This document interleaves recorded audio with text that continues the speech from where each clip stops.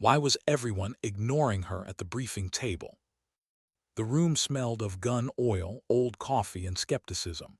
Conversations hummed low, not hostile, but sharp enough to cut. Chief Petty Officer Garrett Vance leaned back in his chair, whispering to the operator beside him. "Command really thinks we need a babysitter for this one," the man snorted quietly. "Probably some desk jockey's idea of insurance, like we haven't been doing this 10 years without help." Kira Brennan heard every word. She stood near the back wall, motionless, her rifle case upright beside her boot. She didn't move, didn't react. After 6 years in the field, she'd learned that silence was its own language, one they all understood. You don't win respect in a room like this by speaking first. You win it by surviving longer than they expect you to. The team leader, Lieutenant Commander Hayes, entered with a rolled map under his arm. He was older than most steady eyes, a face carved by wind and time. "Target compound is here," he said, flattening the map against the table. "High-value individual confirmed on site. We insert at 300. Extraction 12 hours later at this LZ." He spoke with the rhythm of someone used to obedience, his voice measured but final. Brennan studied the terrain from a distance, narrow valley, steep ridges, no real cover. Her gut tightened. It was the kind of place where people vanished. Hayes' gaze finally landed on her. "Staff Sergeant Brennan, you understand your role is overwatch only. You stay high, eyes on the valley. If things go loud, you do not move. Provide cover fire. Clear." "Yes, sir," she said. Vance shifted forward in his chair, voice even but edged. "With respect, sir, we already have a marksman, Rodriguez, 3 years with the team. He knows how we operate." Hayes didn't blink. Rodriguez maintains position. Brennan's addition is from command.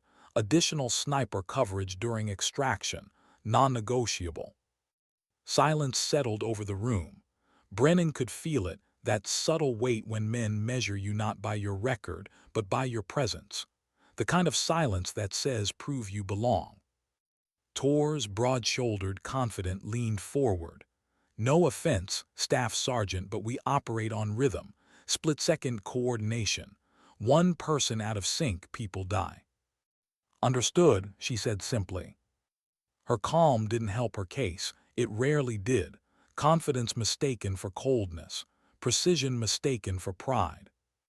Hayes resumed the briefing, rally points, contingencies, extraction timing, but Brennan wasn't listening for words anymore.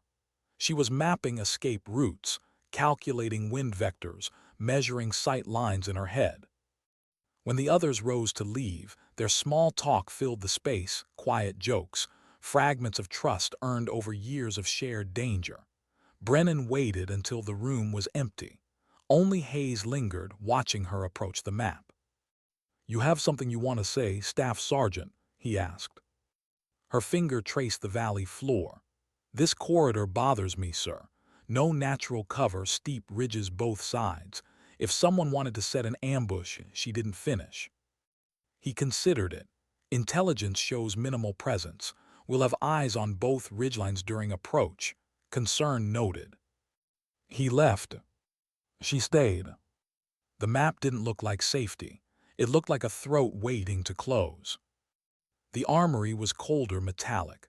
Operators joked as they packed gear, their laughter echoing off steel. Brennan moved quietly, laying out each piece with ritual precision: rifle, bolt, assembly, suppressor, optics, rangefinder. Her hands were steady. Her mind was. Every time she joined a new team, it was the same.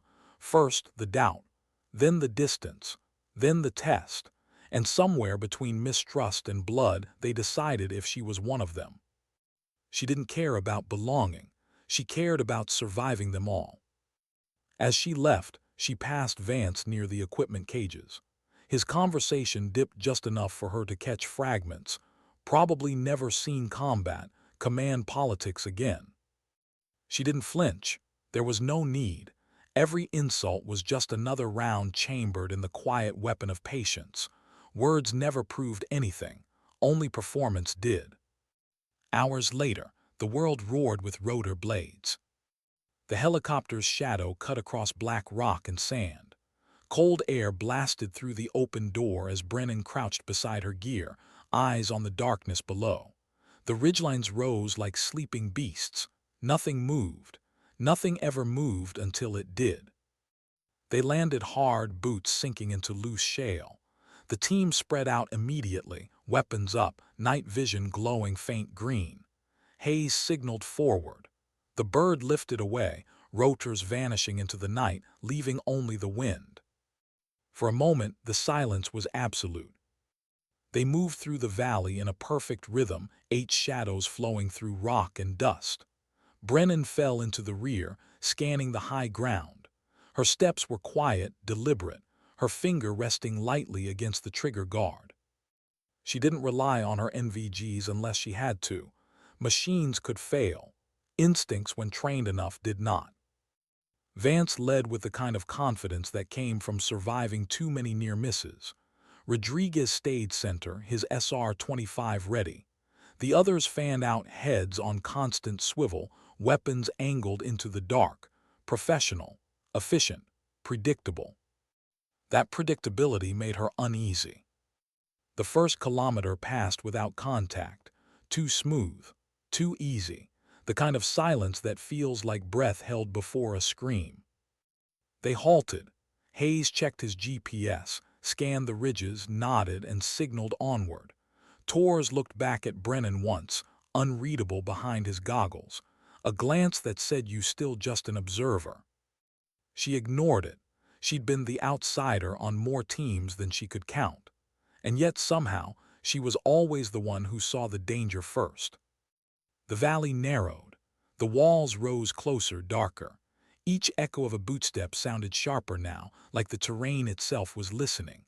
Brennan's pulse stayed steady, but her breath grew slow, controlled. That old, familiar pressure built behind her ribs, the silent alarm her instincts triggered before her mind caught up. Something was wrong. Not visible, not measurable, but wrong. Hayes signaled halt again. The team dropped to a knee, scanning sectors.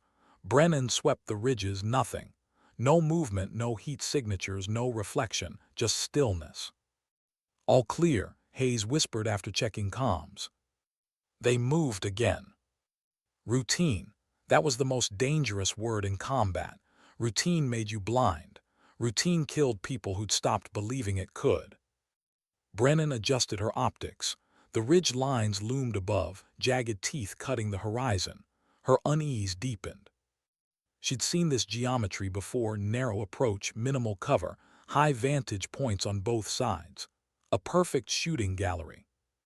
But she said nothing. They wouldn't hear her anyway. The compound came into view just before dawn, a squat structure of reinforced concrete, faint lights bleeding from a courtyard generator. 2 sentries smoked at the gate, relaxed, unaware. Hayes raised his fist.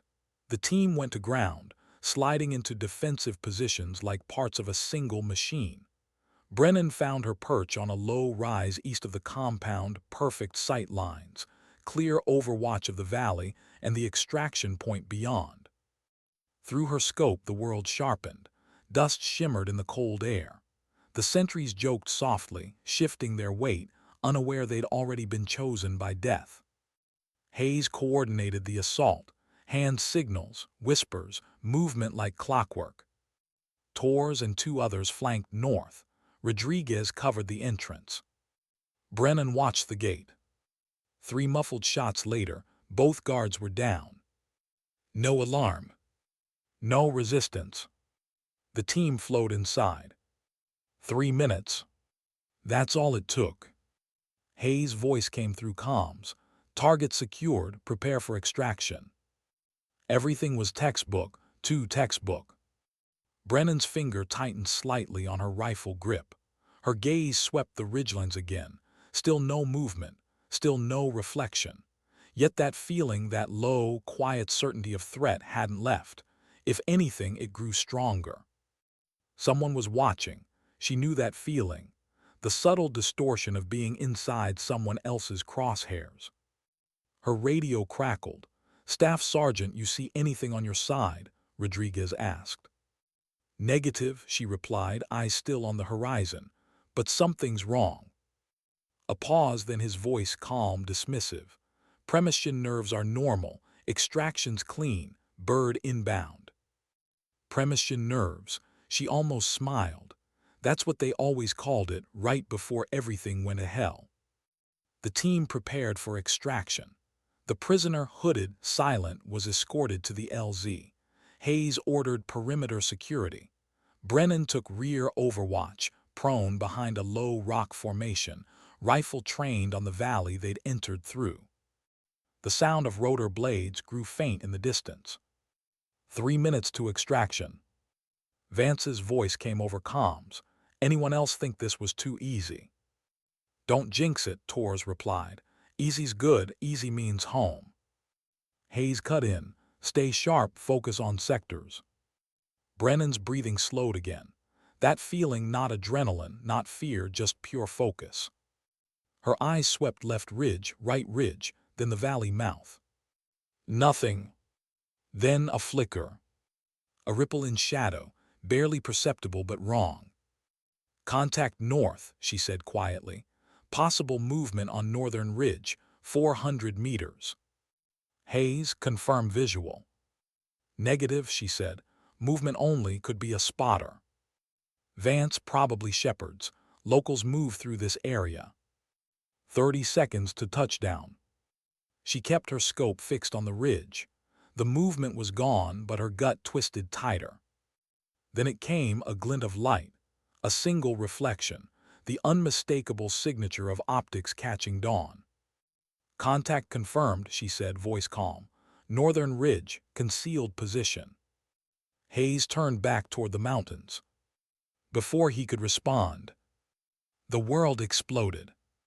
Muzzle flashes erupted across the northern ridge, a dozen at once. Heavy machine gun fire ripped the air. The helicopter's windshield shattered before it even touched down. Brennan's finger snapped to the trigger, instinct, not thought. One breath, one shot. The nearest muzzle flash disappeared. Then another. Then another. The valley that had been silent seconds ago was now a storm of metal and fire.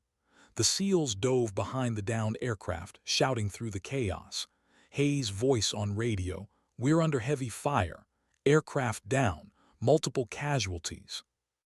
Brennan adjusted, her scope dancing between bursts of light, her world reduced to angles and fractions of seconds. Every shot she fired bought them another heartbeat of life. And in that chaos, she understood the truth. The ambush she'd felt from the first moment was here. And they were already surrounded. The first 30 seconds didn't feel real. Sound didn't travel normally inside chaos. It fractured. Machine gun bursts snapped like thunderclaps. The air shimmered with dust and heat, each impact spraying fragments of rock and metal. The helicopter's engine screamed, then died with a choking metallic groan. Brennan barely noticed the pain where fragments grazed her arm. She was already scanning. Left ridge, 2 guns. Right ridge, 3. North ridge, 4 at least.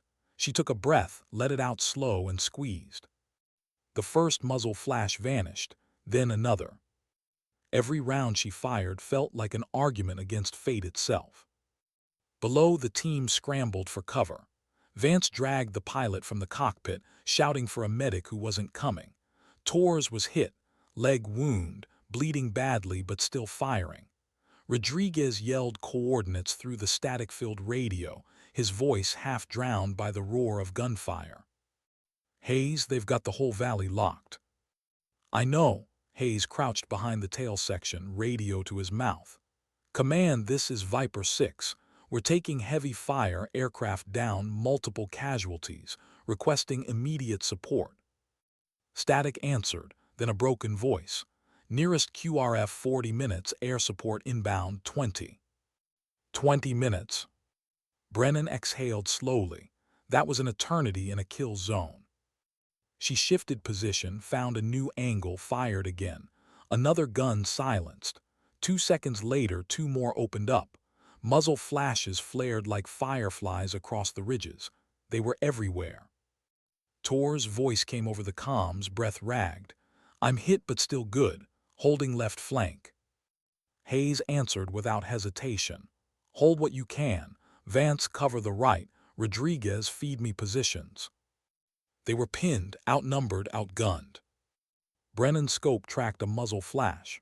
She led the shot by inches, wind, distance, elevation, and fired. The flash vanished. "3 down," she said into the radio. "Keep going," Hayes ordered. She did. Her world shrank to a rhythm. Inhale, exhale, squeeze, move. Inhale, exhale, squeeze, move again. The valley echoed with gunfire and the scream of ricochets. Dust coated her tongue, her throat, her mind. She fought to stay detached, to keep calculations pure, wind, drift, trajectory. Emotion was noise. Noise got people killed. Then a sound cut through, the desperate whine of the helicopter's dying engine. It lurched once, lifted barely off the ground, then crashed back down. The rotor blades shattered, spinning deadly shards into the dirt. Rodriguez's voice broke through. "Pilots gone, co-pilots hit." "Everyone stay low," Hayes barked. The next burst of gunfire hit the fuselage hard enough to rattle the air. Brennan ducked, shifted, fired twice. 2 muzzle flashes vanished. Her heart rate stayed slow, 90 beats per minute. She could feel each one. She'd been in bad firefights before, but this was surgical. The enemy wasn't panicking. They were coordinated, communicating, covering each other's reloads. This wasn't a lucky ambush. This was planned. Someone had known their route, their timing, their extraction window. Someone had waited for them. Hayes crawled through the dust toward her position. Bullets snapped overhead, chewing the rock around him. He stopped beside her, breathing hard. "You still good?" "Functional," she said. He nodded once. His face was streaked with dirt, eyes wide but steady. "We can't move. Every time we try, they pin us down. You see the eastern ridge?" "Yes." "They've got heavy guns up there. If we don't clear those, air support. Not getting close enough to help." Brennan looked through her scope. 3 flashes along the eastern wall, coordinated bursts. She traced their arcs. "I can clear them," she said. "How many rounds you got?" "Enough," she lied. He didn't question it. He just clapped her shoulder and crawled back into the smoke. She shifted again, found her new line of sight. The first gun opened fire, steady rhythm, 30-round bursts. She waited for the pause, fired once. Silence. "Eastern Ridge, 1 down," she said. Rodriguez's voice came through the static. "Copy. That's 1 less trying to eat us alive." The second gun opened up immediately, compensating for the loss. Brennan followed the sound, eyes pressed to the glass. The barrel flashed. She fired, missed, adjusted a centimeter, fired again. Silence. 2 down. Her cheek pressed against the rifle stock. Her breath fogged the glass for a second, then cleared. She didn't wipe it away, didn't move. Third gun, short bursts, smarter, hidden deeper behind sandbags. She waited. There a muzzle flash, too small, too brief. She fired anyway. The gun fell quiet. "Eastern Ridge clear," she said softly. Hayes' voice, "Copy, keep eyes up, we're not moving yet." She could hear it in his tone. He didn't believe they'd survive 20 minutes. Not out loud, but she could feel it. That quiet dread leaders carried when they realized the math didn't work anymore. Her magazine clicked empty. She reloaded without looking. Movement automatic, drilled 1,000 times until it became prayer. The enemy adjusted tactics. New bursts came from the west. They were adapting to her fire, coordinated, smarter than most units she'd fought. She fired, missed, fired again, hit. 5 down, she whispered. Dust blew across the valley, turning muzzle flashes into flickering ghosts. Hayes' voice cut through again, calm but urgent. "We're breaking contact south. Brennan, cover us until we hit that rock formation, then move to join." She understood what he wasn't saying. You stay here until we're safe. If you're not, that's the price. She lined up on the next ridge and answered simply, "Copy." On my count, 1, 2. He never said 3. The ridges erupted again, heavy crossfire from two sides. The team froze, pinned. Mitchell screamed, a sound too human to belong in combat. Brennan's scope snapped toward the flash that hit him. One breath, shot, silence. But he was already gone. The next 30 seconds blurred, return fire, shouted orders, more bullets than air. Hayes pulled back behind the wreck, voice raw with fury. "We hold here. Nobody moves until I say so."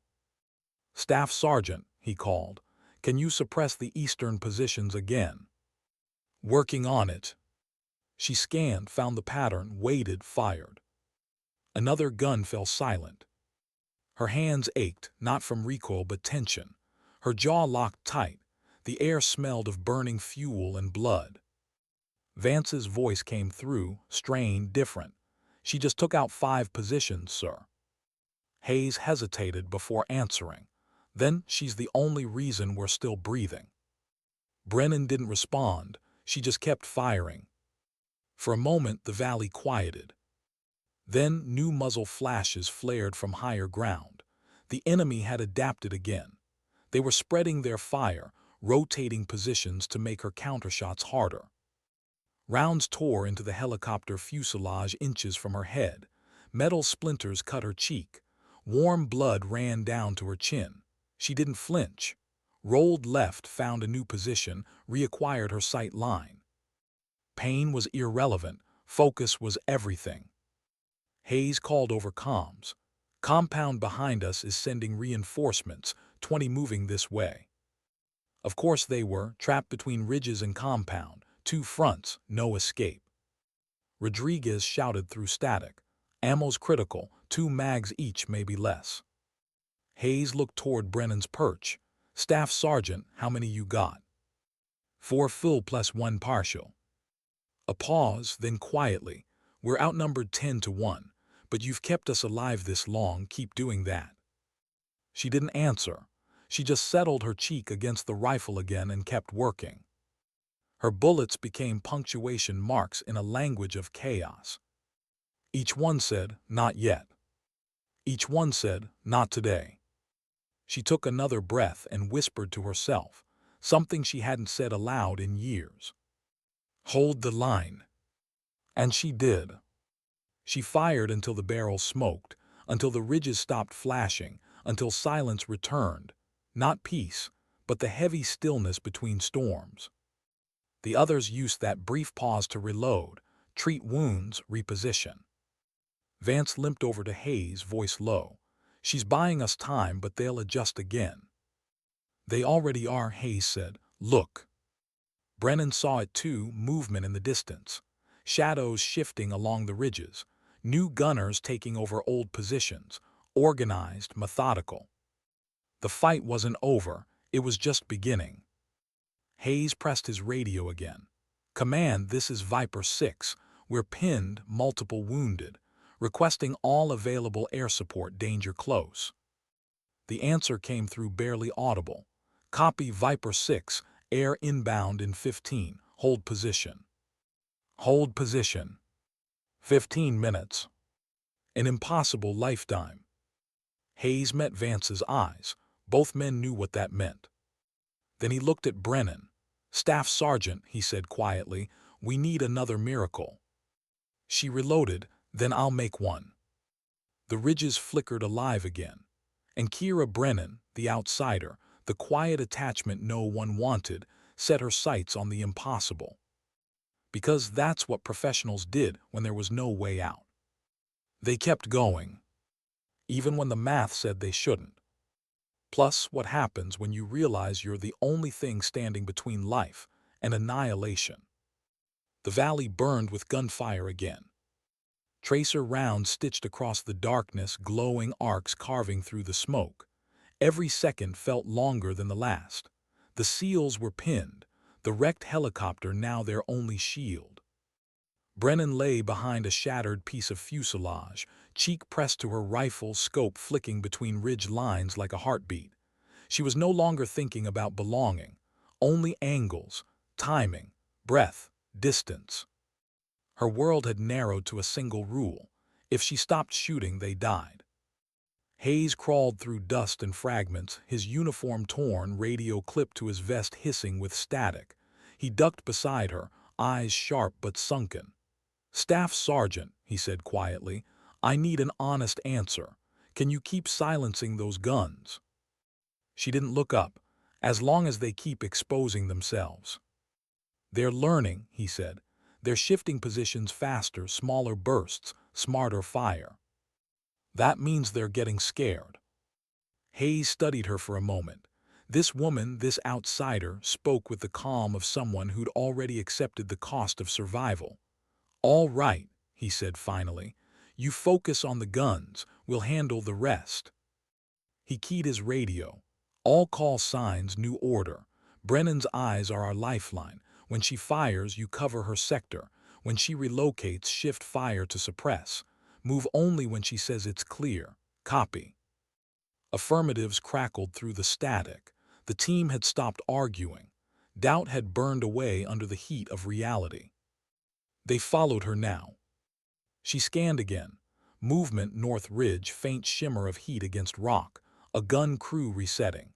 She led her shot half a meter left, exhaled and squeezed. The first gunner dropped. The second reached for the weapon, another flash, another silence. "North ridge neutralized," she said. Vance's voice came through the radio. "Copy that, moving." Hayes motioned 2 men forward, crawling low across open ground to a new cover point 20 meters south.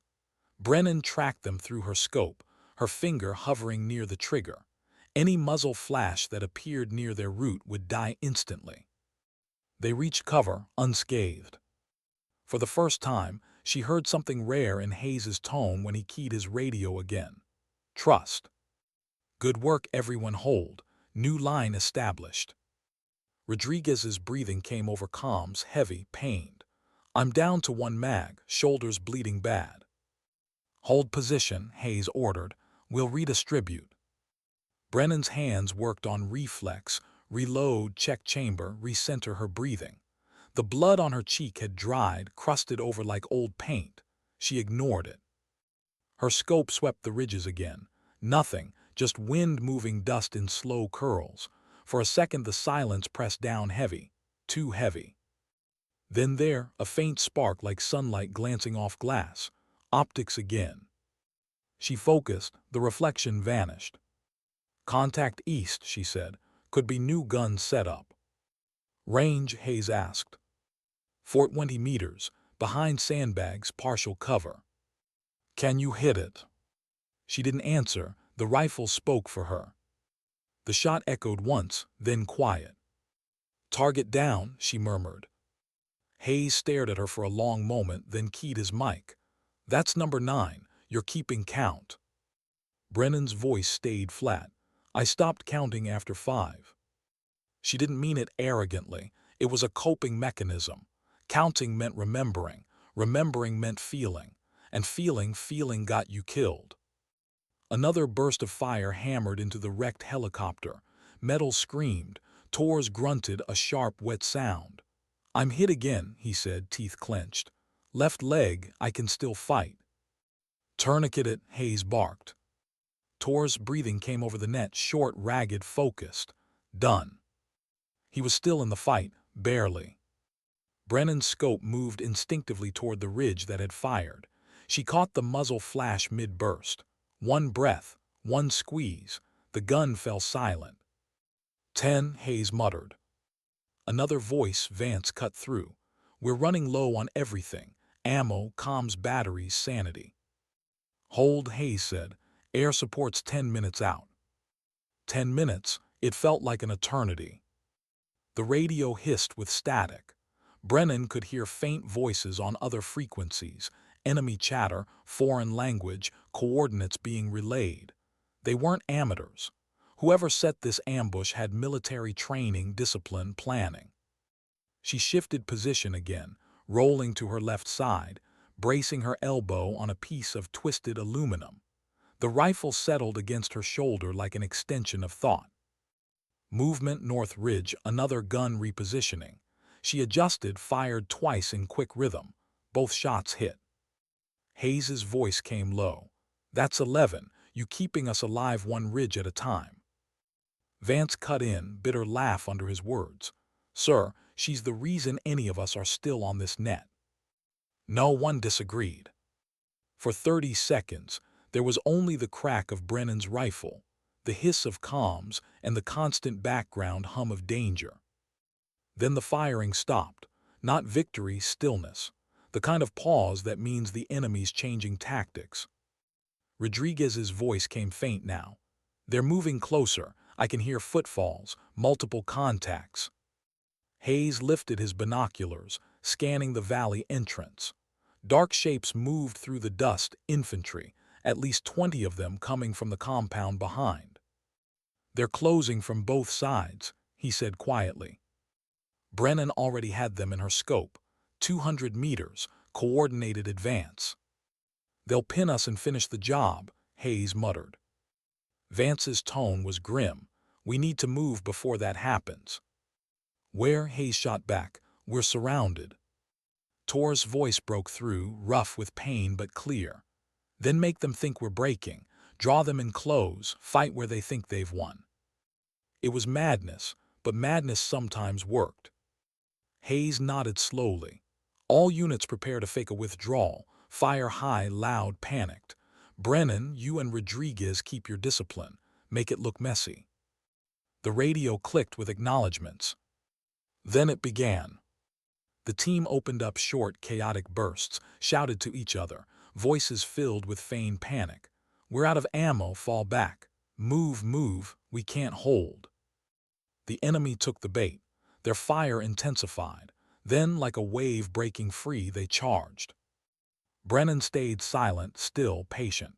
She let them come closer, 100 meters, 80, 60, until she could see their silhouettes in the smoke. Then Hayes gave the signal. "Execute." The illusion shattered. Every seal shifted from chaos to precision. Their fire changed tone, controlled, deadly. Brennan's rifle cracked once, twice, 3 times. Each shot found its mark. The enemy's confident charge dissolved into confusion. Men dropped, dove for cover, shouted in disarray. Torres, despite his wounds, picked off 2 more with his pistol. Vance's bursts from the right flank cut through 3 advancing figures. Rodriguez, bleeding badly, still fired from the hip. Every shot counted. Brennan pivoted her scope toward the ridge guns again. Some had resumed fire to support their infantry. Her first shot silenced one. The second cut down another crew. The world blurred into rhythm again. Shot, breath, reload, scan. Vance's voice came through, panting. "That's 12. She's killing this whole hillside." Hayes didn't respond. He was busy coordinating, shouting orders between breaths. "Hold formation, check ammo, everyone who can fight stay engaged." The enemy pulled back temporarily, regrouping. Brennan could hear shouts in another language across the valley. She checked her last full magazine. 30 rounds, plus 12 left in her current one, 42 total. She did the math automatically. 18 targets left minimum, too many. Hayes crawled back beside her again, dust streaking his face. His eyes looked older than an hour ago. "Staff Sergeant," he said quietly, "if I tell you to ignore the infantry and focus only on those ridge guns, could you clear them before air arrives?" Brennan didn't look up. "If I do, they'll overrun you." He nodded.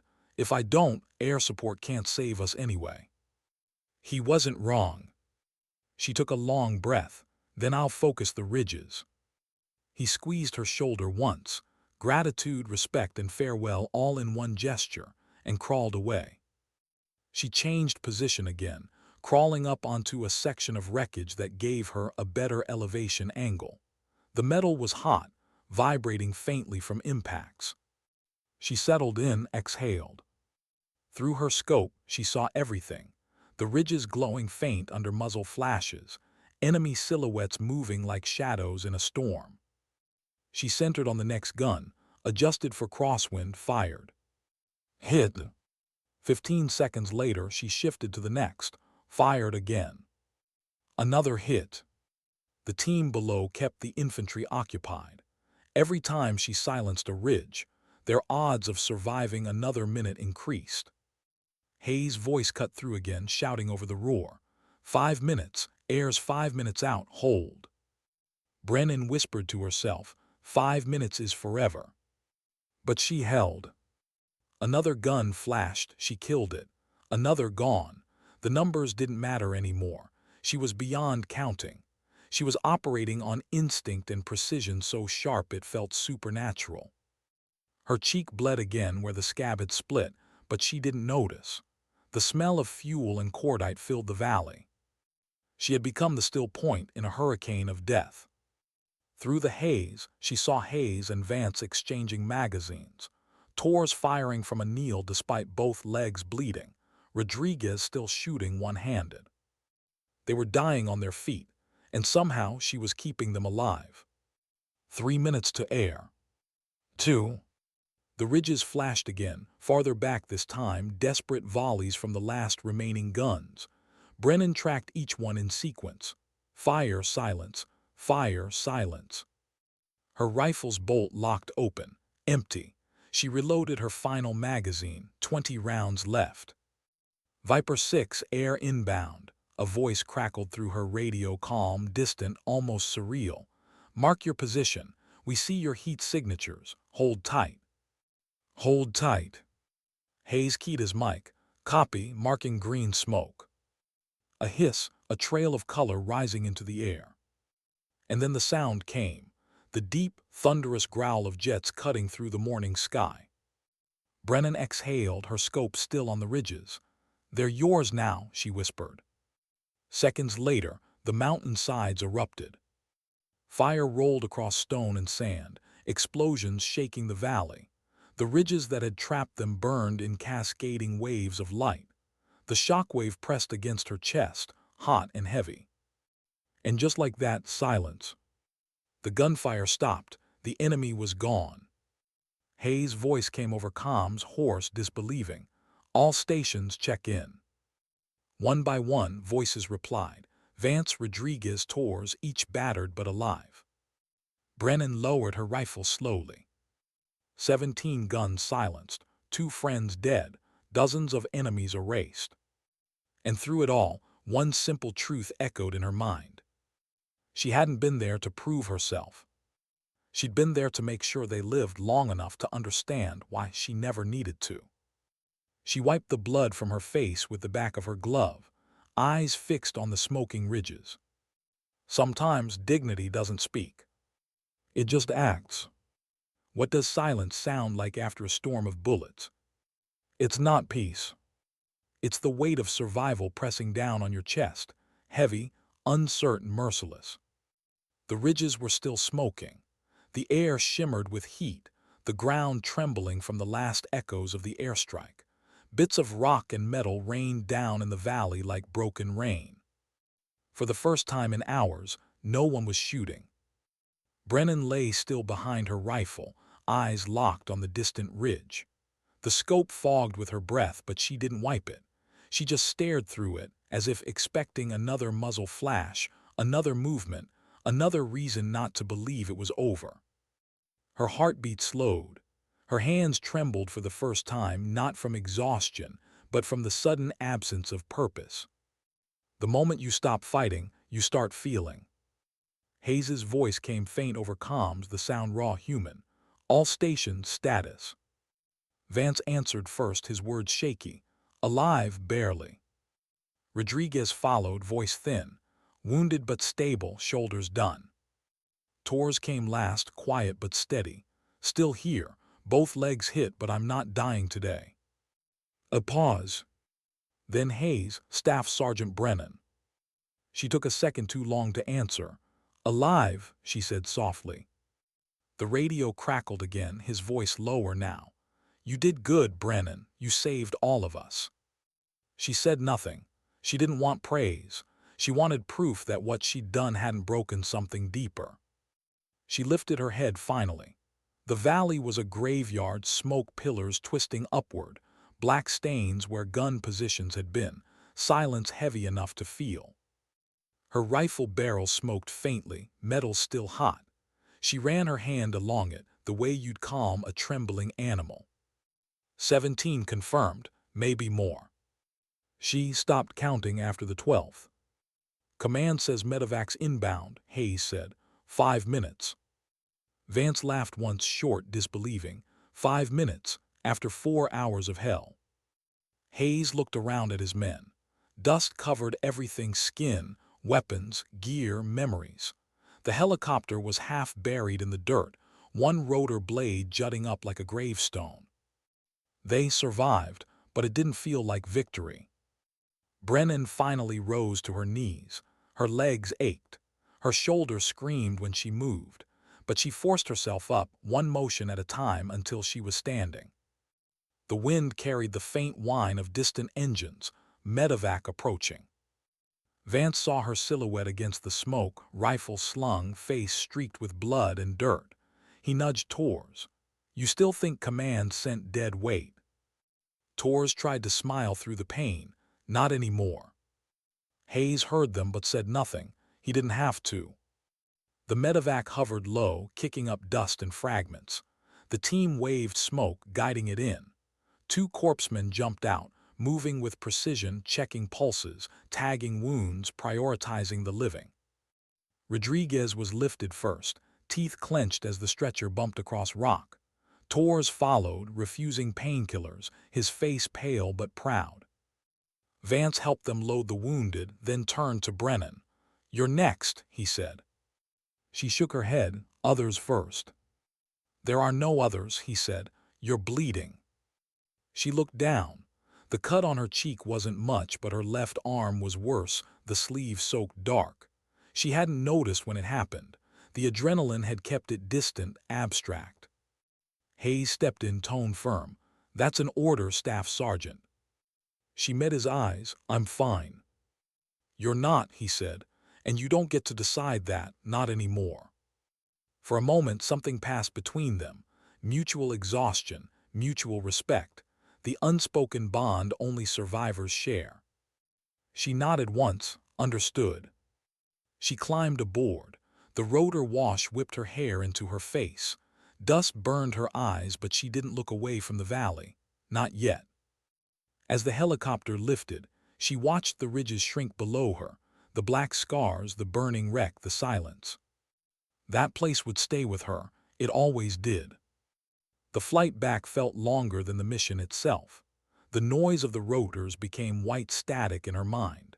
Every time she closed her eyes, she saw muzzle flashes. Every time she opened them, she saw faces. Rodriguez sat across from her, his arm bandaged tight. He gave her a tired grin. "Guess you earned your seat at the table." She almost smiled. "Didn't realize I needed one." He shrugged weakly. "You didn't, we just needed to see it."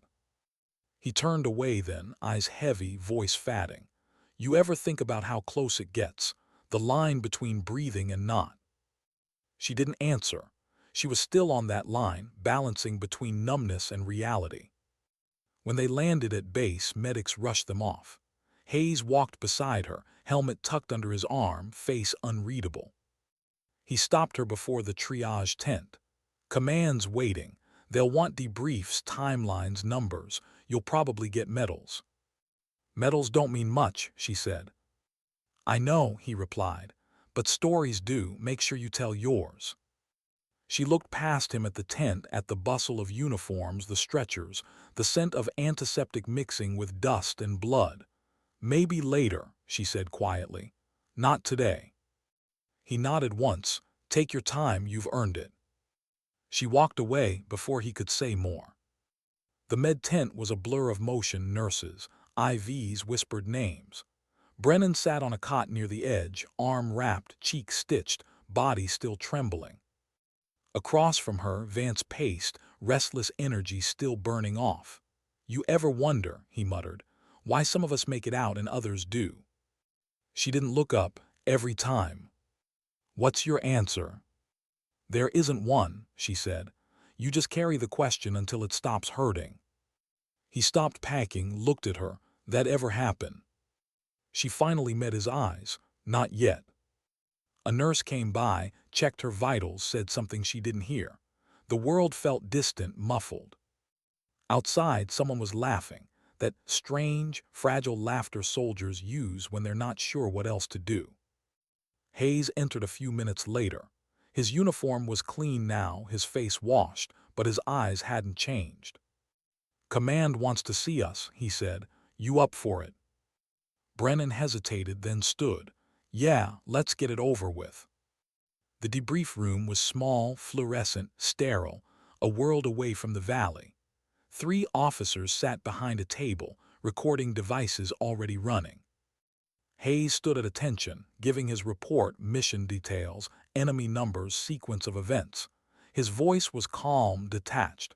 He made it sound like procedure. Then they turned to Brennan.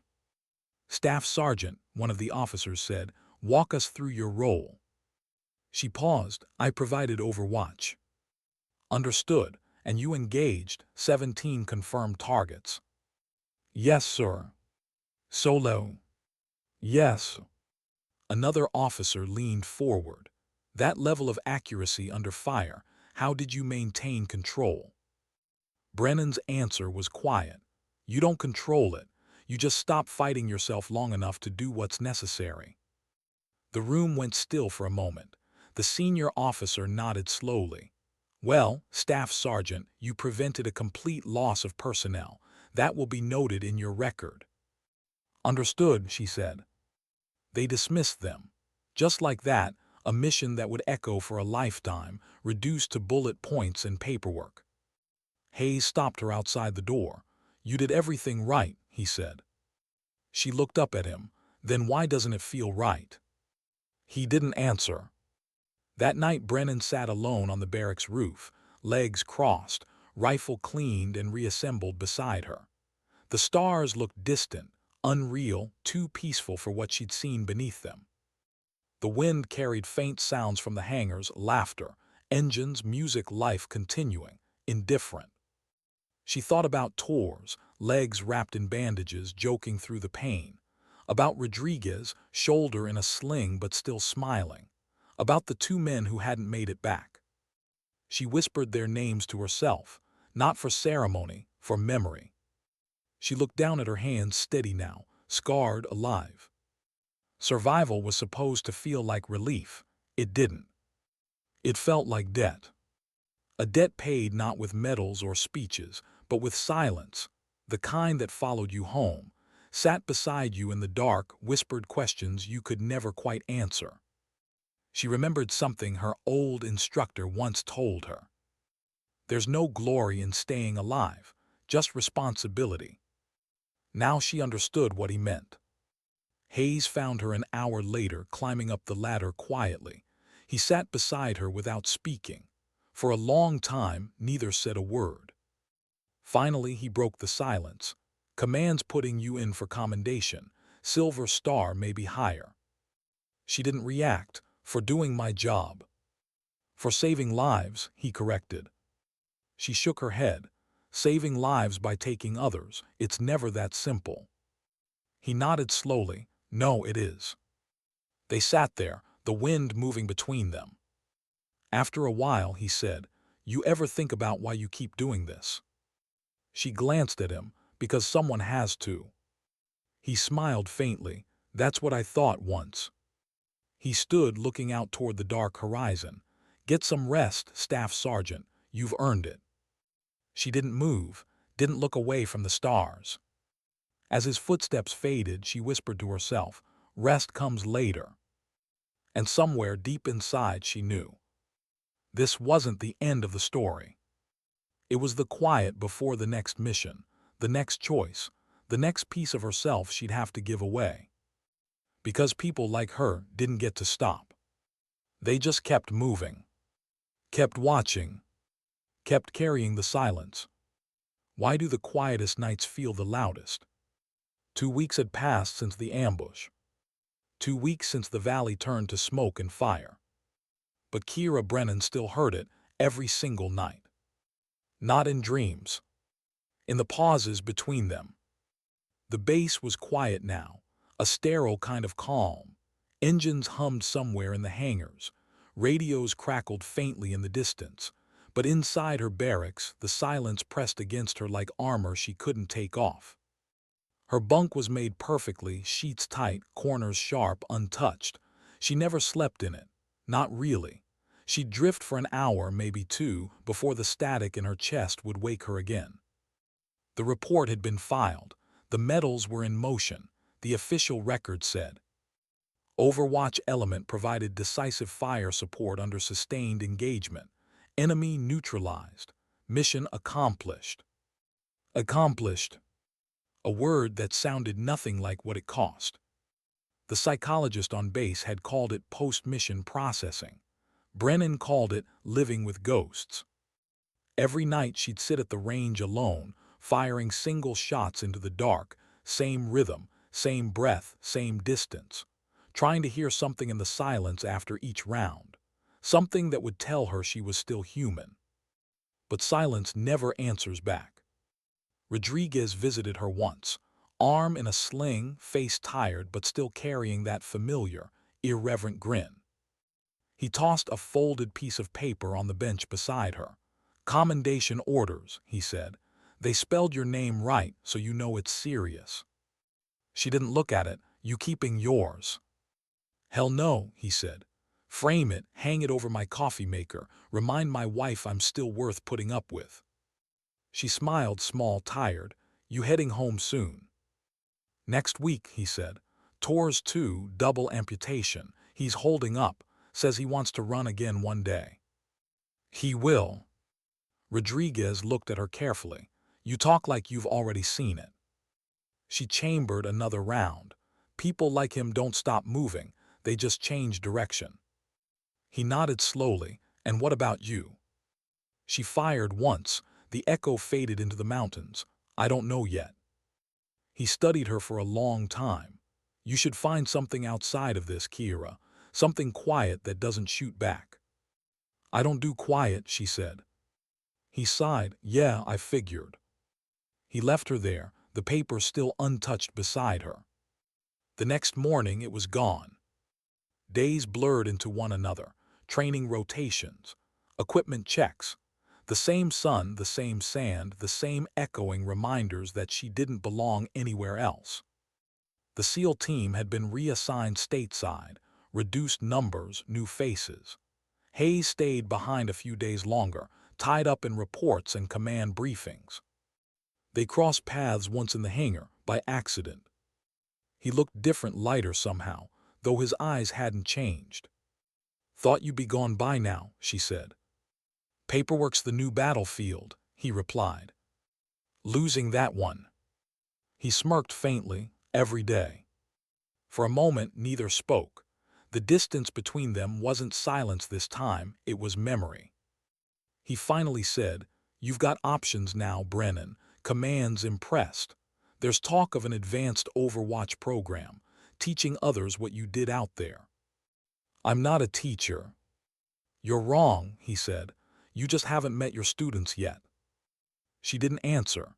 She just kept cleaning her rifle, methodical as always. "Take care of yourself," he said quietly. She looked up. "That's what I've been doing." He gave her a look that wasn't quite belief and wasn't quite doubt. "Then keep doing it." He left. She didn't watch him go. That night she got a call. Not through official channels, a private line. Unlisted, secure. She hesitated before answering. "Staff Sergeant Brennan." "Who's asking?"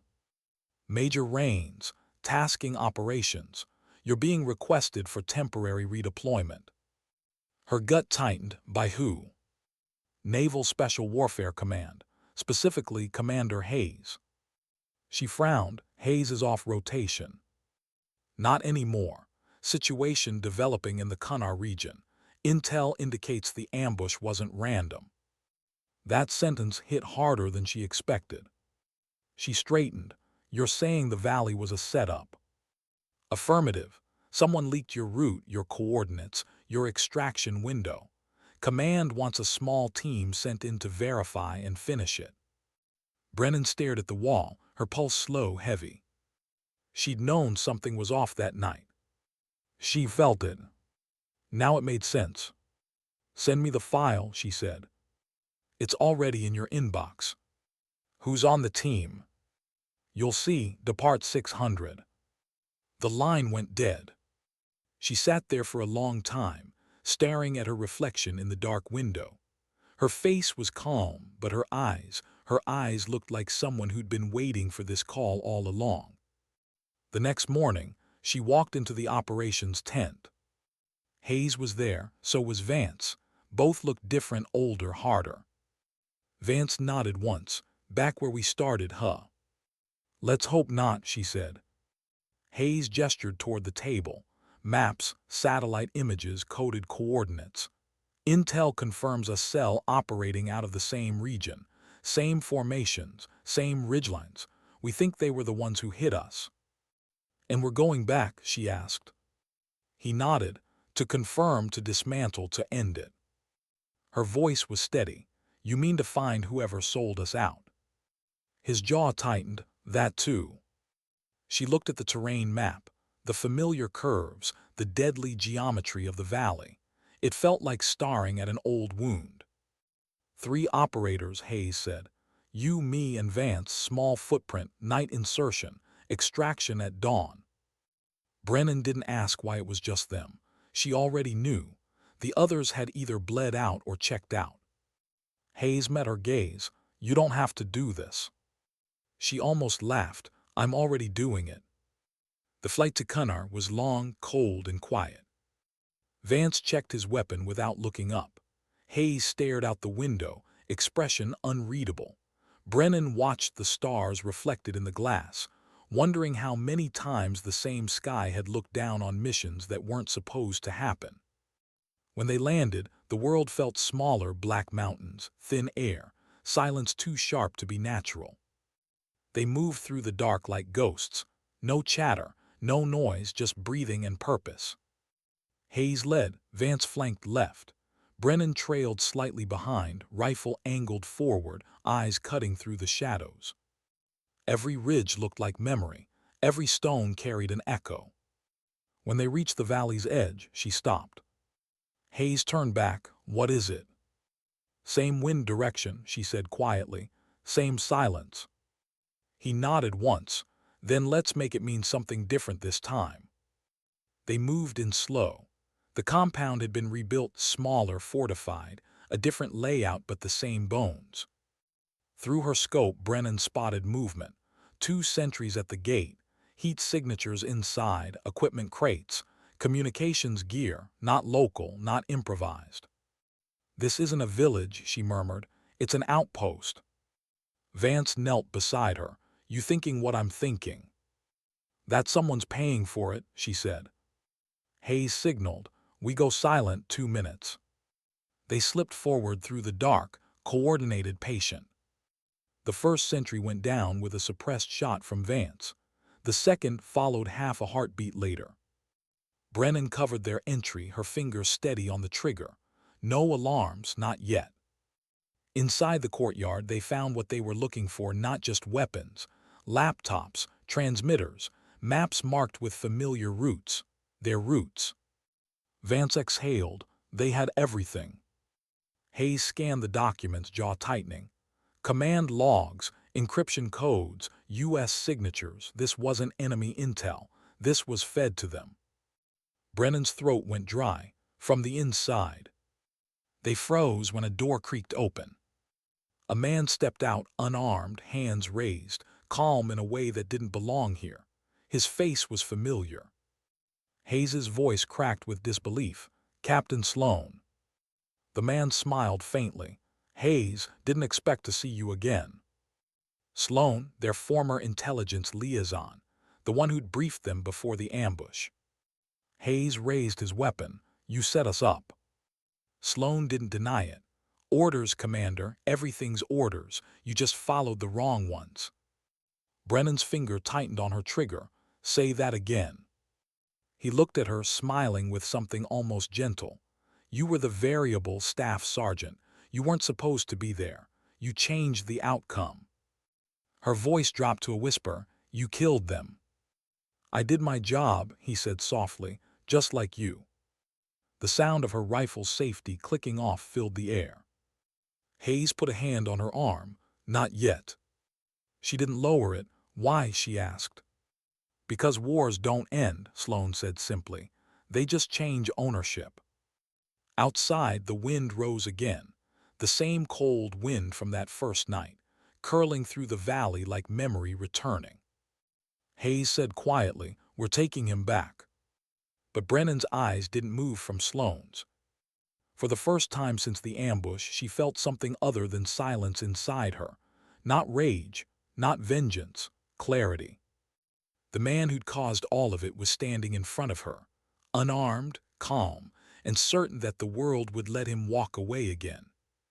But this time, the valley wasn't his. And she wasn't the outsider anymore. How do you tell right from wrong when both wear the same uniform? The wind scraped across the compound walls, carrying the smell of dust and old betrayal. Kira Brennan's finger hovered on the trigger, her heartbeat slow, her mind sharper than it had ever been. Captain Sloane stood motionless, hands raised, unarmed, eyes calm in the way only men who believe in their own lies could be.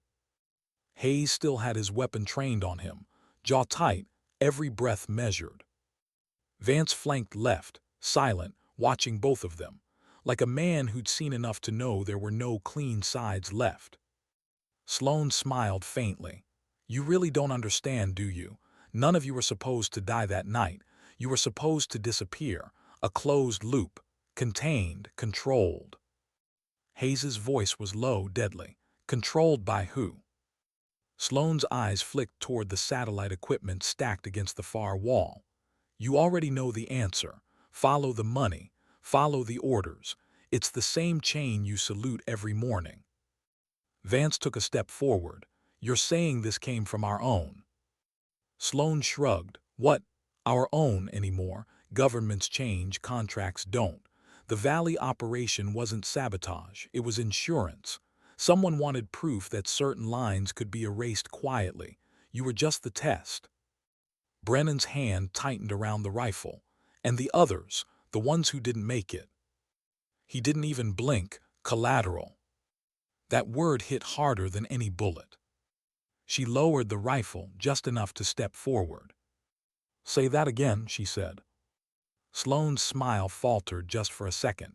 You wouldn't understand. You're a soldier. You follow rules. You execute missions. You don't see the whole board. She moved another step closer. I see enough. Hayes's hand went up not to stop her but to steady her. Brennan. Her eyes didn't leave Sloane's. You think what you did was strategy. It was cowardice. You built an ambush out of loyalty and called it logic. He tilted his head. You talk like you're different, like you've never pulled the trigger for a cause you didn't understand. Her silence was answer enough. The room was thick with tension, the kind that could turn fatal with one wrong breath. Then Vance said quietly, We can argue later. Command needs to see this. Sloane laughed softly. Command already knows. Hayes froze. What did you just say? Sloane gestured to the files. You think this operation is off the books. It's not. It's written into the system, signed, authorized, buried under 10 layers of clearance. Brennan's stomach turned. You're lying. He met her gaze, unwavering. Then why do you think no one came sooner? Why did it take weeks to find me? Because no one was looking. The truth slid through the air like a knife, quiet, inevitable. Hayes's radio crackled suddenly, a voice distorted by static. Viper Actual, this is Command. Status check. He hesitated, eyes locked on Sloane. Command, this is Viper Actual. Target secured. Repeat, target secured. The voice came again, calm, sterile. Understood, maintain position, extraction en route. Then click, silence. Brennan exhaled slowly. Too easy. Vance frowned. What are you thinking? That they're not coming to pick him up.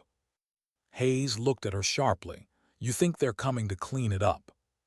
She nodded once. Loose ends. Sloane smiled again, faint but satisfied. See, she understands the game now. Vance cursed under his breath. We need to move, now. Hayes grabbed Sloane by the collar, forcing him forward. You're coming with us. You talk when I say, you breathe when I say, move. They exited the compound fast and quiet, sticking to the shadows. The ridgelines above them glowed faintly under starlight, the same place where their brothers had fallen weeks ago. It felt like walking through memory. The extraction point was half a click south, an open plateau overlooking the valley, too exposed, too obvious. They moved anyway. Halfway there, Brennan caught it, a low rumble in the distance. Rotor blades, not medevac speed, gunship speed. She stopped dead. Contact incoming, 2 birds, no friendly transponders. Hayes froze. They're early. No, she said, they're hunting. Vance looked skyward, scanning. Then we need cover. But the valley offered none. Hayes turned to Brennan. Options. She studied the terrain, the ravine to the east, narrow and jagged. We move through there.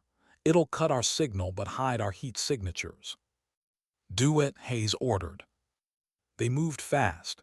Sloane stumbled once on the rocks, and Vance yanked him forward without care. Keep moving, he hissed. You wanted to see the game. Here's the part where you lose. They reached the ravine just as the first helicopter crested the ridge. Searchlights swept across the valley, carving through smoke and shadow. Brennan pressed against the stone wall, breathing shallow. They're not scanning for us, she whispered. They're targeting coordinates. Hayes frowned. Our coordinates. Exactly.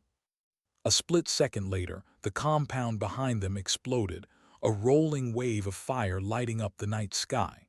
The shockwave hit them like a fist. Sloane staggered back, eyes wide for the first time. That was. Brennan finished it for him. Your cleanup. The helicopters circled once, then turned west, vanishing into the dark. No radio calls, no rescue, no backup. Just silence again. Hayes leaned against the wall, exhaling hard. They really tried to erase it. Vance spat into the dirt. Then we erased them first.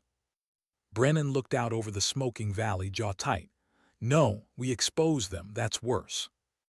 Hayes met her eyes. If we try, we'll be ghosts before sunrise. Maybe, she said, but ghosts tell better stories than corpses. Vance gave a short, grim laugh. You always talk like you're writing your own epitaph. Maybe I am, she said. They traveled through the night, keeping low, avoiding thermal scans. By dawn, they reached an abandoned Afghan outpost near the border, crumbling walls, old radio gear, empty ammo crates. Hayes set up the last working transmitter, tuning through static until a faint signal broke through. Foxtrot relay, this is Viper team. Priority communication. Verify secure line. No response. He tried again. Foxtrot relay, respond. Finally, a voice, calm, precise. Viper, this is Foxtrot, copy. Foxtrot, confirm routing to oversight command, not field. Confirmed, the voice said. Hayes hesitated, then began transmitting data, coordinates, images of the destroyed compound, recordings from Sloane's laptop, proof of what had happened. When he finished, the voice came again. Received. Maintain position for debrief. Extraction inbound in 4 hours. Vance shook his head. We're not waiting here. Hayes looked at Brennan. Thoughts? She was quiet for a long time. Then, they'll burn this site too. We move west. Satellite terrain gives us a blind spot near the canyon. If they send another team, we'll see them before they see us. Sloane sat in the corner, watching them with something almost like pity. You think you can outrun this? She turned toward him. No, I think I can outlast it. He smiled faintly. And what then? You send your proof and what changes? You think the system collapses because 3 soldiers found its rot. No, she said, but it starts to shake. He looked away, as if the truth of that scared him more than dying. Hours passed in heavy silence. The wind carried dust through the broken windows. Vance cleaned his weapon with mechanical calm. Hayes checked his compass over and over. Brennan sat by the doorway, scanning the horizon through her scope. Sloane spoke softly after a while. "You remind me of someone," he said. She didn't look at him. "Don't." She was like you, believed in the mission, until the mission stopped believing in her. "Is that what you tell yourself?" she asked. "That you stopped believing to survive?" He smiled again. "It worked." She turned to him fully now. "No, it didn't. You're still running." He looked at her then, really looked. For a second something human flickered in his eyes. Regret, maybe. Then it was gone. Outside, a low rumble broke the stillness. Brennan lifted her scope. Dust trails, vehicles, 3 of them. "Movement," she said. 2 clicks north, fast approach." Hayes stood immediately, friendly. "No markings." "Then we move." They gathered gear, fast and quiet. Vance hauled Sloane to his feet. "You're coming too, traitor." They slipped out the back of the outpost, cutting south along a dry riverbed. Brennan took rear overwatch, scanning every ridge.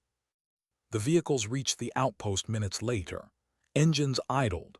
Figures dismounted, tactical gear, no flags, no insignia, black operations. Brennan's stomach dropped. Not locals, contractors. Hayes didn't slow. "How close?" "Half click in closing." "Then we buy time." Vance turned, pulling his rifle up. "You thinking what I'm thinking?" She nodded. "You cover left. I'll handle the right." Hayes stopped them both. "No heroics. We regroup at the canyon edge if they see us." "They already do," she said. The first shot rang out. A round slammed into the dirt beside her boot. Then another. The air cracked open again, the sound too familiar, too close. Sloane ducked, shouting, "They'll kill us all." Brennan swung her rifle around, sighting the ridge. One shot, clean, controlled. The nearest gunman dropped.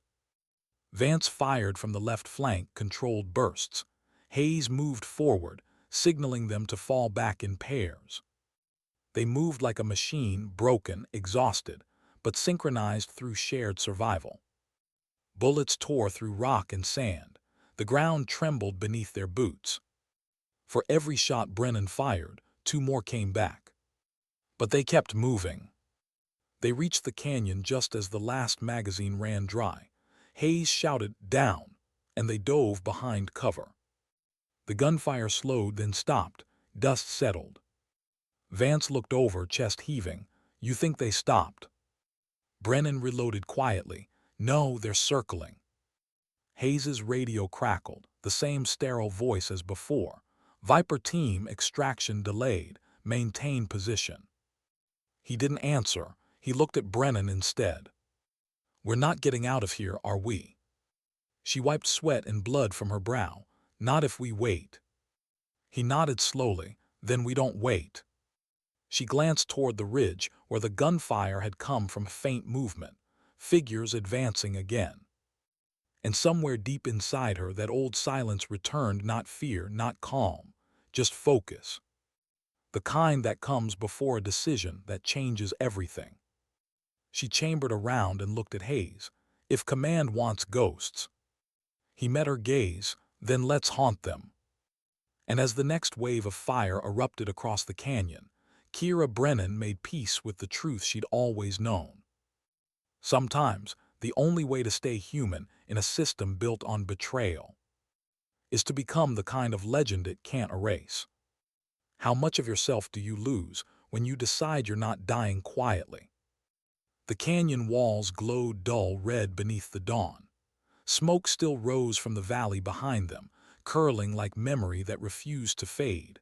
Every rock, every shadow, every heartbeat carried the taste of betrayal. Gunfire cracked again, short, precise bursts echoing through stone. The private contractors were closing in. Brennan pressed her back to the canyon wall, sweat cutting lines through the dirt on her face. The air smelled of cordite and dust. Her hands shook only when she stopped moving, so she didn't stop. Hayes crouched beside her, calm in that strange way commanders get when the math's already broken.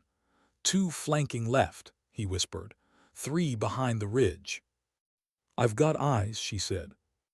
Vance reloaded with a metallic click. 1 mag left, you. Half, she replied. Sloan huddled behind a boulder, breathing fast.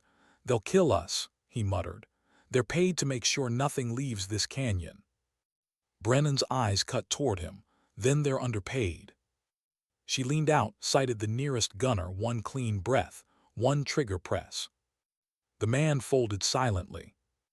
Vance grinned, half wild. That's 19, isn't it? She didn't answer. Counting still felt wrong. The next burst came from the ridge above. Rock exploded beside them. Hayes yelled, "Move," and they rolled down to lower cover. Brennan landed hard, pain flaring through her shoulder. She ignored it, scanning upward. The sun had begun to rise, painting the ridge in gold, perfect light for shooters, death for the ones below. They were boxed in. Hayes crawled to the edge, grabbed the radio. Foxtrot relay, this is Viper. We are under hostile fire, request immediate extraction, coordinates transmitting. Static, then a calm voice. Copy Viper, extraction denied, maintain silence. Vance stared, denied. Brennan's jaw tightened. They don't want witnesses. Hayes threw the radio against the rock. It shattered, sparks dying in the dust. He looked at her, options. She scanned the canyon. Only 1, take the ridge before they do. 3 of us against a platoon. Better than waiting for execution. He nodded, then we climb. They moved fast, hugging the canyon wall, using shadow for cover. Vance led, Brennan followed. Hayes covered their 6. Sloan stumbled behind, muttering prayers that sounded expensive and hollow. The climb was brutal, jagged stone, loose shale, no room for mistakes. Twice Brennan nearly slipped, catching herself by sheer muscle memory. Halfway up she paused, listening. Footsteps above, voices, 2 men arguing in clipped tones. She looked back down. Hayes gestured silently, take them. She nodded. Her rifle was almost empty, so she drew her sidearm instead. Quiet, efficient, 2 shots, 2 silhouettes collapsing into dust. She climbed the rest in silence. When she reached the top, the world widened again, miles of barren terrain, sunlight spilling over ridges, the smell of smoke drifting from what used to be the compound. She pulled herself over the edge, weapon ready, and froze. 3 more contractors were setting up a heavy gun on the ridge opposite. Hayes, she whispered into her comms, we're late. He climbed up beside her, panting. Then we move faster. Vance appeared next, dragging Sloan by his collar. Our guest of honor, slowing down. Sloan glared. You'll never make it out alive. Maybe not, Vance said. But you're coming with us, so at least we die inconveniencing the right people. They sprinted low across the ridge, taking positions behind scattered rocks. Brennan dropped prone, set her rifle, sighted the heavy gun crew. 2 breaths, 1 shot. The loader dropped. Hayes fired next, precise, methodical. The gunner fell. Vance covered the flank. For a few seconds, they held the high ground again. Then the next wave came. 6, maybe 8 operators moving in pairs, coordinated. Not amateurs, trained, fast, ruthless. Muzzle flashes flared across the ridge. The sound was deafening. Brennan's mind went quiet, just calculations now, distance, wind, trajectory. She fired, moved, fired again. 1 down. 2. 3. A round grazed her arm, hot pain, quick and shallow. She didn't stop. Hayes yelled, they're flanking right. Vance pivoted, spraying a burst. On it. Sloan screamed as bullets chewed into the rock beside him. He dropped flat, hands over his head. Stop, They'll kill us all. Brennan turned, voice sharp. Then get down and stay there. Hayes crawled over to her, face streaked with dust. We can't hold this forever. I know. Then what? Then we give them something to remember. The firefight stretched into minutes that felt like hours. The air shimmered with heat and gun smoke. Each reload felt slower than the last, each breath heavier. Vance took a hit to the vest, staggered, cursed, kept firing. Still here, he shouted, voice cracking. Brennan's scope found a contractor creeping up the slope. She fired, dropped him, rolled to a new angle, squeezed again. Hayes called out positions, his voice growing hoarse. Left ridge, 2 moving. Got 'em, she said, and she did. Then silence again. No gunfire, no movement, just wind. Vance leaned against a rock, panting. We clear. Brennan didn't answer. She scanned the ridges through her scope, nothing. The bodies lay still. Hayes exhaled. We might have actually. The explosion cut him off. The ridge beneath them erupted. The world flipped sideways. Dust and rock slammed into Brennan's face. Her ears rang. Her weapon vanished from her hands. She hit the ground hard. For a moment there was only ringing. The world spun. She could see Hayes a few meters away, crawling toward her, blood running down his forehead. Vance lay farther back, motionless. Sloan, she shouted, voice swallowed by the echo. No answer. She dragged herself up, half deaf, half blind. Another explosion tore through the opposite ridge. Debris rained down. She found her rifle, reloaded by feel. Her hands were shaking now, more from shock than fear. Hayes pulled himself up beside her. They're calling in air. They're done playing. Brennan stared at the horizon, faint black dots approaching fast. Helicopters again. She gritted her teeth. We're not targets, not today. She grabbed Sloan by the collar, he was dazed but alive, and shoved him toward the canyon edge. You're going to walk and you're going to talk. He stumbled. You don't get it. There's no one to talk to. They'll erase everything before you even. She pressed the muzzle of her rifle against his vest. Then you better hope I erase you first. Hayes looked at her, eyes full of the question he didn't want to ask. You sure about this? No, she said, but I'm done being quiet. They ran, half sliding, half falling down the canyon's far side. The ground trembled with distant detonations. Sunlight flashed off incoming rotors. The sound grew louder, closer, until it filled the sky. Vance stumbled once, clutching his side. Keep moving, he shouted, even as he fell to one knee. Brennan doubled back, grabbed him under the arm. Not leaving you. He managed a weak grin. Didn't think you were the leaving type. Hayes fired behind them, keeping the pursuing operators pinned. Ridge line ahead. If we reach that cut, we lose visual. They pushed harder, lungs burning, hearts hammering. The helicopters swept overhead, searchlights cutting through the rising dust. One opened fire, strafing run. The ground erupted just meters from them. Brennan dove, dragging Vance down with her. The blast wave rolled past, hot, violent, furious. When the smoke cleared, Hayes was gone. Hayes, she shouted. No answer. She stood, scanning desperately, and saw him 50 meters back, lying beside a crater, motionless. His radio blinked weakly. Vance grabbed her sleeve. We can't.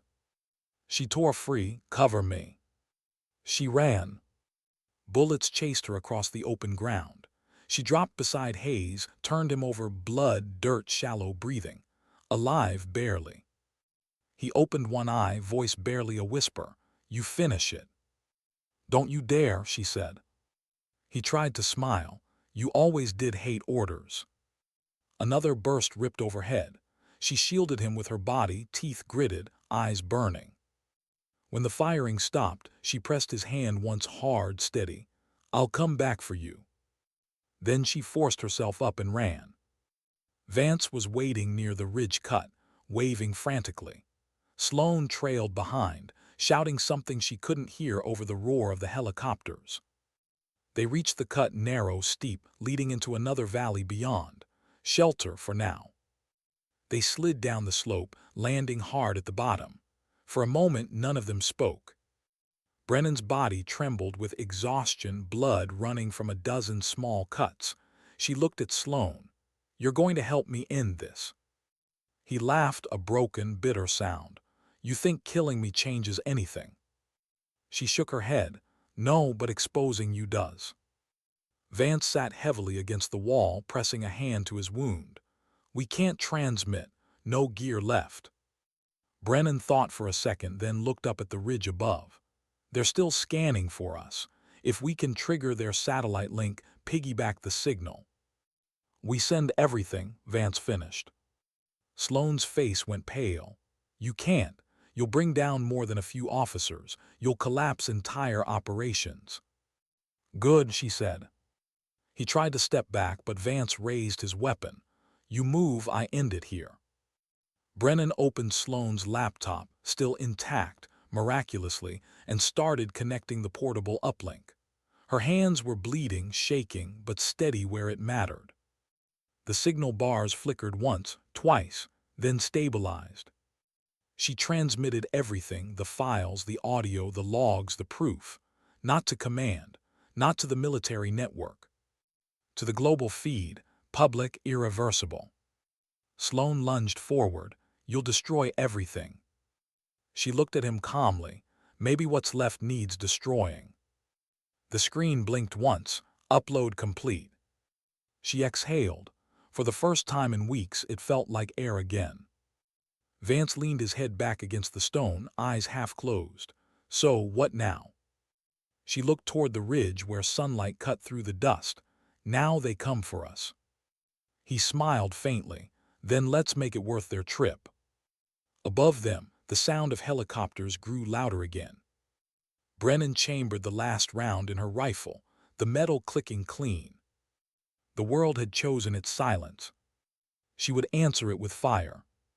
What do you hold on to when everything worth protecting burns away? The canyon trembled with the sound of approaching rotors. Each gust of wind carried grit and heat, and the smell of something ending. Brennan crouched behind a jagged outcrop, rifle ready, eyes half closed as she listened to the rhythm of the blades. Vance sat beside her, bleeding through his vest, pale but smiling in that reckless, stubborn way soldiers do when they've already accepted the odds. Sloane paced in the dust, hands trembling. "They'll come for me first," he said. "You don't understand how this works." Brennan didn't look at him. "No," she said softly, "you don't understand how it ends." The first helicopter appeared over the ridge, black hull, no markings. Another followed, then a third. They spread out like vultures. 3 birds, Vance said, squinting. "Maybe 20 men total." 20 too many, Brennan murmured. "Then we cut it down." He grinned, the ghost of old defiance flashing through cracked lips. "You sound like Hayes." She didn't answer. Thinking of Hayes hurt too much. Somewhere back in the canyon, he was either dying or already gone, his last words still echoing behind her ribs. "You finish it." The first bird flared, dropping troops fast-rope into the valley. Brennan raised her scope. No insignias, no mercy. She exhaled once. The first man down, shot through the throat. The second shoulder, then center mass. The rest scattered, shouting into radios. "They're trying to triangulate," Vance yelled. She shifted position, fired again. Each shot bought them seconds. The third helicopter pivoted, guns warming up. "Get down," she shouted. Tracer fire carved the canyon apart. Rock exploded around them. Sloane screamed, diving behind a boulder. Vance pressed his back to the wall, coughing blood. "They're not landing, they're erasing." Brennan crawled to the laptop, shielded it with her body. The screen was cracked but still alive, upload confirmed, data mirrored. She smiled faintly. Too late. Another burst ripped the ridge. The shockwave threw her sideways. She hit the ground hard, pain lighting up her ribs. For a second the world blurred, sound drowned by pressure, dust turning the light into haze. Then a hand grabbed her shoulder. Vance barely standing. He pointed toward a side path, narrow, steep, leading deeper into the rock. "There's a cut through the east wall, if we make it." She stopped him with a look. "You're not climbing anywhere." He laughed once, short, broken. "Then at least make sure this meant something." She pressed her forehead to his for half a breath, the smallest, humanest thing left between them, and then took his last 2 magazines. When she turned away, he was already sliding down the wall, rifle in his lap, eyes still on the light. She ran. The canyon narrowed, the air thick with smoke and sand. Her lungs burned, her legs screamed, but she kept moving. The second chopper circled, its floodlight sweeping the rock. She ducked into the cut Vance had shown her, a slit barely wide enough for a person. Darkness swallowed her. For a moment, only the sound of her breathing filled the world.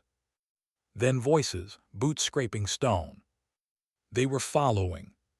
She reached the end of the cut, a dead drop, 15 feet to the canyon floor below. She looked up. 2 figures appeared at the top, rifles aimed down. She didn't hesitate, she jumped. The landing stole the air from her chest. Pain flared through her knee. She rolled, came up on one elbow, fired once. The man above pitched backward into the dust. The second ducked, firing wild. She sprinted again. At the canyon's end, the world opened into a plateau of fractured stone. In the distance, the horizon endless and empty. And above it all, the helicopters circling, their rotors churning sunlight into fury. Sloan stumbled after her, blood streaking his face. "Stop, you can't win, you'll be hunted forever." She turned to him, weapon steady. "Then I'll make sure they remember why." He stared at her, the woman who'd undone everything he thought untouchable, and for the first time he looked afraid. "You released classified data to the world," he said, voice cracking. "You destroyed your own country's trust." She shook her head. "No, I reminded it what trust costs." He took a desperate step forward. "You think anyone will believe you? They'll call it treason." She smiled, tired but certain. "Maybe, but truth doesn't need permission." The first helicopter angled closer, wind tearing at her clothes. Through the cockpit glass she saw masked faces, rifles aimed. She dropped to one knee, braced the rifle against her shoulder. Her last magazine. Every round mattered. She fired, 1, 2, 3. The glass cracked, splintered. The bird banked hard, losing control, spinning toward the ridge. It struck the stone with a scream of metal and flame. The shockwave threw her back again. Sloan fell with her, scrambling, shouting, half mad now. "They'll kill us both. You can't stop all of them." She got up slowly, blood in her mouth, vision swimming. "I don't need to stop them all." She looked at the smoke twisting upward from the wreckage, black columns reaching the pale sky. A signal, whether they wanted it or not. Above, the remaining helicopters circled warily now. Confusion in their movements, orders changing midair.